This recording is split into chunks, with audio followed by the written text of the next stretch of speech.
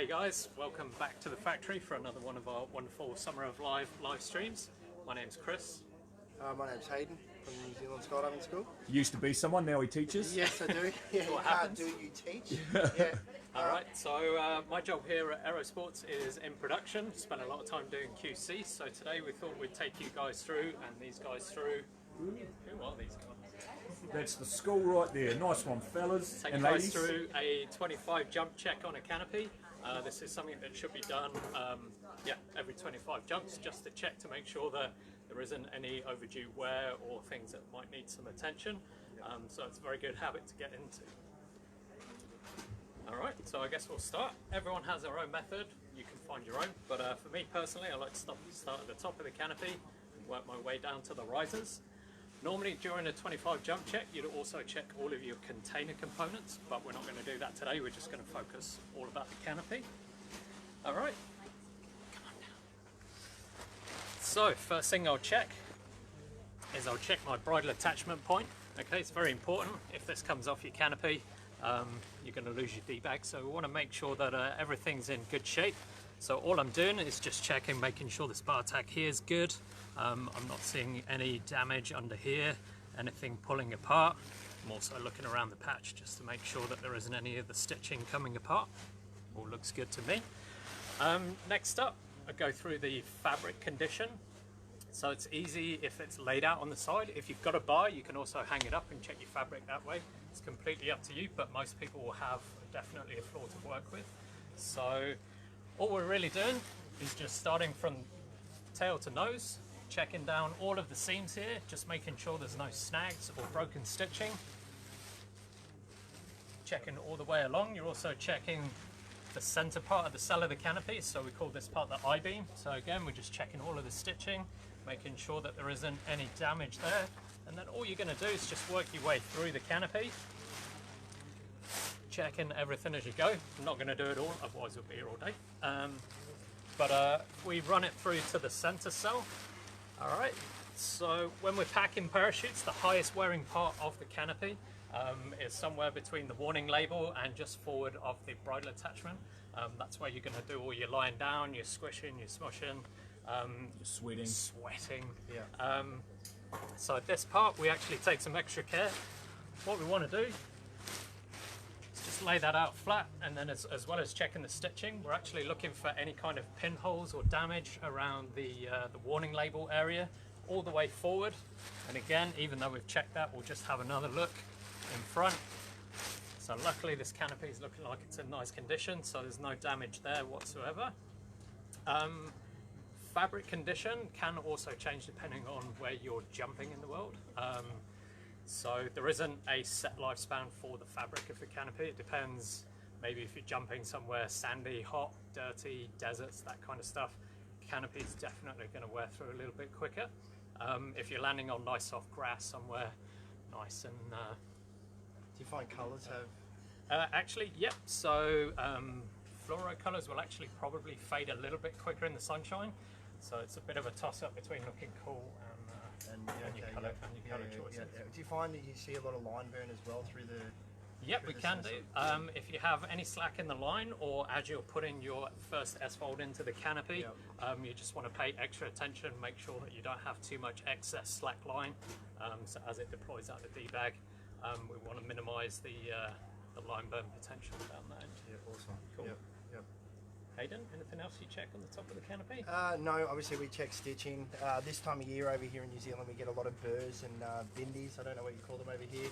So they definitely can catch on a lot of the stitching as well. Foot pricklers? Yeah, foot pricklers, yeah. So obviously just checking the stitching as well, making sure that that hasn't pulled through and stuff like that. We see that on a lot of new canopies as well. So yeah, so if you do find like a thread that's got a little bit of a loop in it, if you can work it out with your fingers, fine.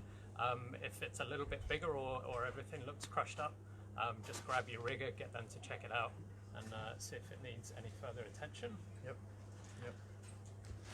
Alright, so having checked all of that, we'll actually come all the way around this side. Hopefully you guys can see.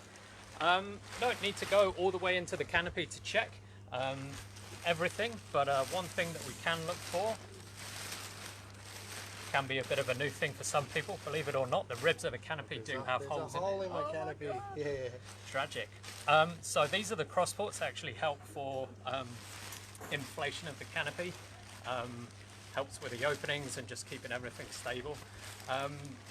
They can fray up over time. A little bit of fraying around the edges is fine. This canopy is actually looking really good. So that's fine if it frays a little bit. Yeah, Yeah, so okay, yeah. fraying, what you're actually looking more for is if it's split from the bottom of the crossport down to the lower surface or the upper surface. Yep.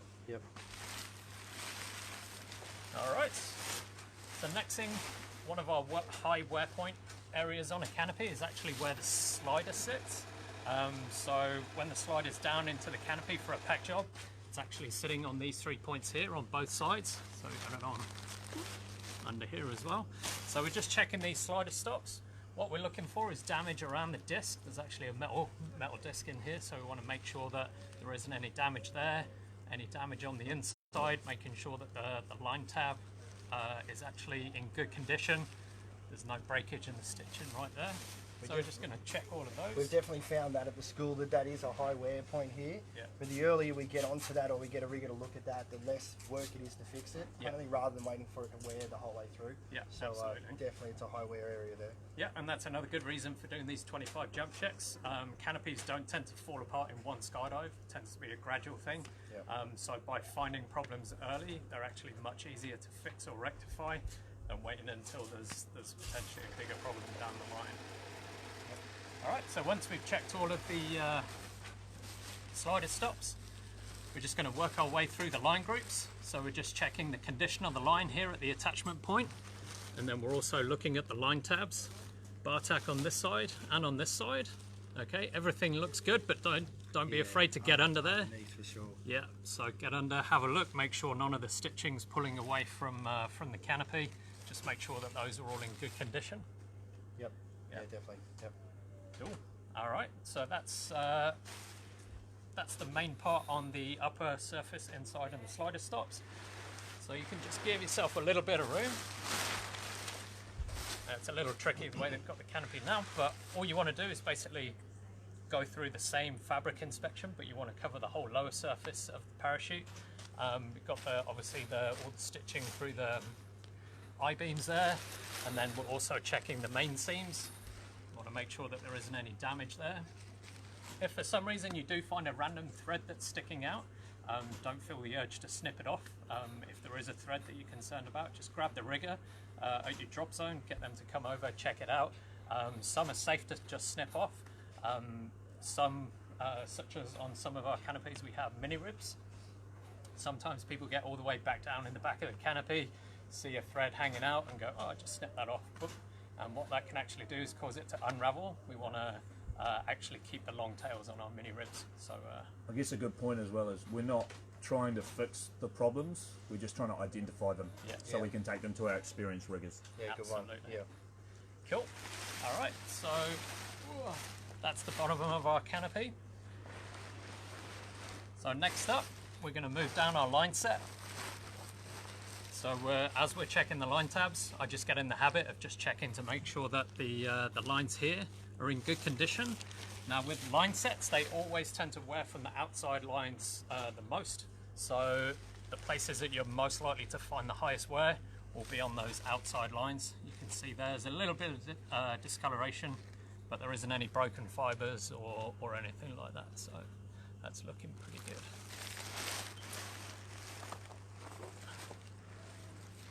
So at that point, I would work my way down the line set.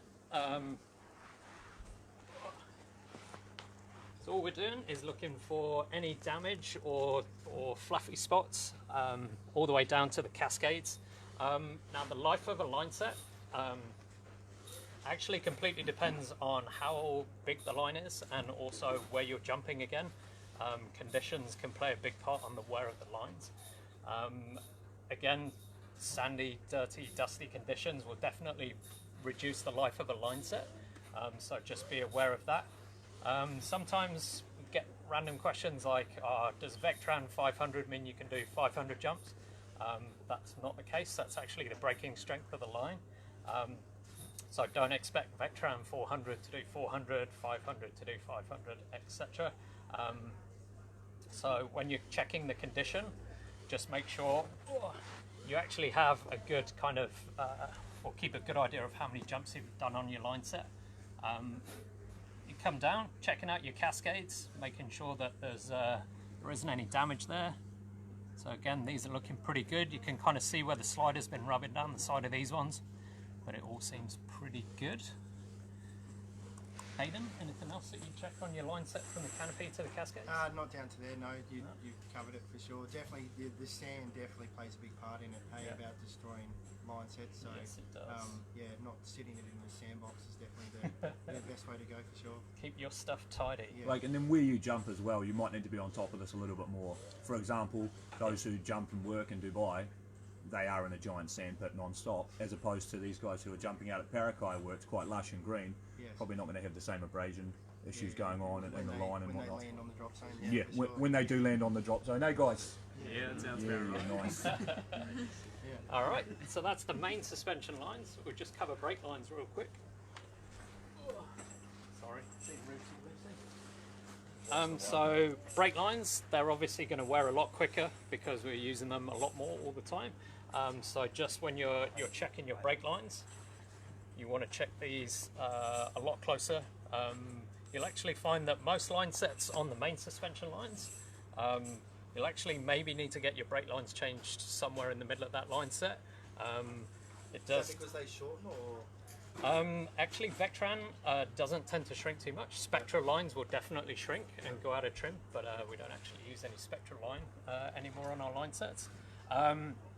Vectran doesn't actually shrink, but you will definitely start to notice a lot of fuzz and wear, and as soon as you actually start seeing heavy fuzzing, the strength of the line is actually greatly reduced because of that. So you want to definitely keep an eye on Yeah, it. we find moisture out of the drop zone. Moisture plays a big part with that fuzzing as well, kind of thing. Yeah. Yeah, definitely.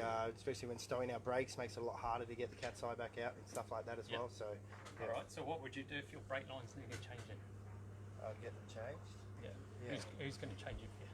Our rigger at the drop zone. Sweet, Yeah. perfect. So again, We will make our own. just get the knitting needles out. Yeah, it'll be for fine. sure. Yeah, pink line sets are good. Yeah. So the rigger is your friend, especially for any of those kind of questions at the drop zone. So don't be afraid to ask. You can also if you've got order any concerns. brake lines from us, can you not? You certainly On can. our fancy new website. There's your plug. Moving on. www.nzsports.com. Bottom of the screen. Yeah. Fantastic new e-commerce website or something. I don't know. It's a bit beyond me. So we'll move down this way a little bit. Next up, we'll cover the slider, just because it's here. All right, integral part of our skydiving equipment. If we didn't have one of these, we'd all be base jumping, and things would open rather quickly. So Severe neck problems. yeah, severe neck back injury. So we're just going to check over the slider. Big things to check. Check your grommets. All right, you want to get in. So checking on the inside of your grommets. All right, that's where your lines are going to run all day, every day when you're jumping. If you've got any burrs or nicks in there, then that's going to greatly reduce the length of your line set. And how are you checking it? I'm just literally running. I actually use my fingernail mostly. Yeah. Just run that around. Just checking it. Check it with your finger.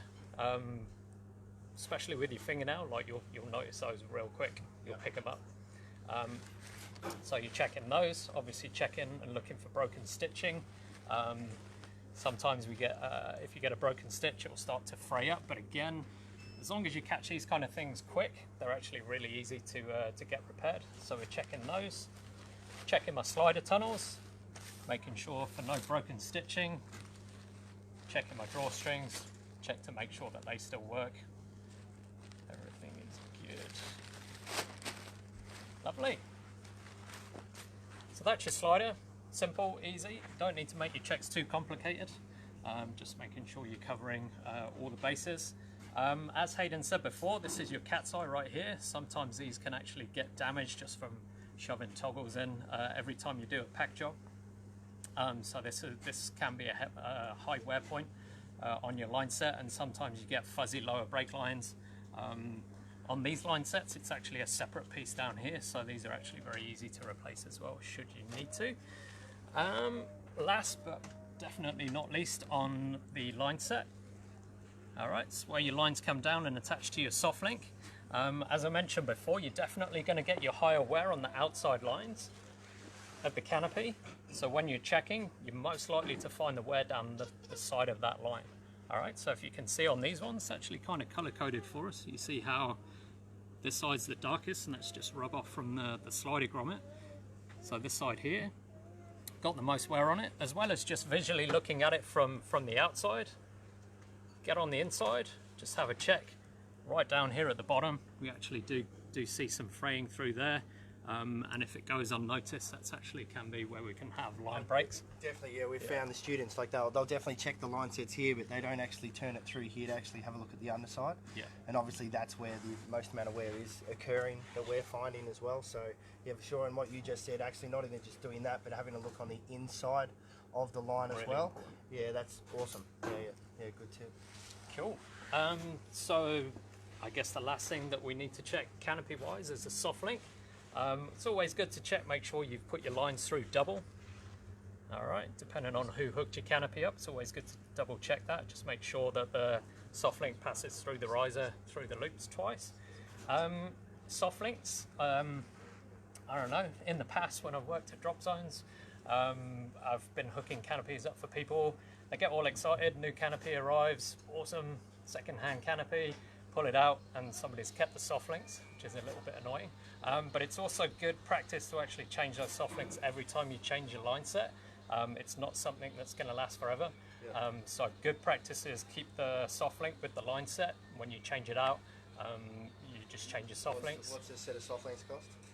I don't know, but we actually ship every single line set with a set of soft links, so there really is no need to... I think a good point as well about the soft links is you've travelled a lot around the world and jumping, and how many times you've been on a drop zone where someone doesn't know how to hook up a soft link, like how it works. Like if you don't know how to hook up a soft link, you don't know if it's wrong. Well, I was around when, you know, the D shackles, you know, like, and we looked at soft links and we're like, there's no way we jump soft links, like they can't be as strong as a D shackle, you know. But I think definitely the technology and the understanding's definitely gotten a lot better. But yeah, for sure, there's people that still don't understand how to connect a canopy up, for sure. I guess, and the main point from that is, like, if you're going to be doing these checks, you're going to want to know what you're looking for. Yeah, make sure it's connected correctly. Yeah, so if you don't know that, and then it maybe doesn't hurt to shadow a rigger or someone who's experienced, just to see them do it, just so you can familiarise yourself with it. Because if you know how something's connected, just something quite simple like rigging up a canopy, then you know when something's wrong because you know what it should look like. Absolutely. Cool. Any questions? How was that for you guys? Yeah, pretty good. Looking pretty thirsty over there. Hey? Tell me about it. Nah, cool. It's Friday here at the factory. It is Friday in New Zealand. So that was just the canopy, obviously, guys. Then from there you'd go on to the rig. But seeing as we built them, we're just going to focus on the canopy for today. So that was it. Awesome. So yeah, awesome. Thanks so much. Cheers for watching. Cheers, Hayden. Thank you. I still think you're somebody. Yeah, cheers. Thank You're you. nice one, buddy. Yeah. Here's a wave, guys. Woo!